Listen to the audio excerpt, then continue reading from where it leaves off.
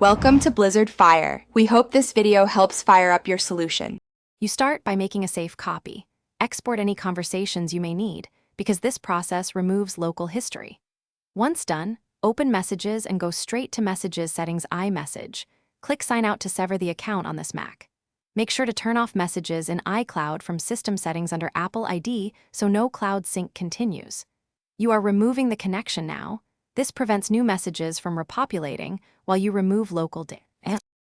You must quit Messages fully. Use Force Quit if needed because open files won't delete. Then in Finder press Shift-Command-G and enter ~library/messages, remove chat, db chat, dbwal chat, dbshm and the attachments and archive folders to clear message storage. Next, open Keychain Access and search for iMessage, IMD persistence, or related tokens. Delete them so the Mac no longer authenticates. If prompted, authenticate with your admin password. This is why an admin account was required earlier. You finish by emptying trash and restarting the Mac to clear locks on removed files, then open Messages to confirm you're signed out and no message history appears. Make sure other Apple devices have Messages in iCloud off if you want permanent deletion across devices.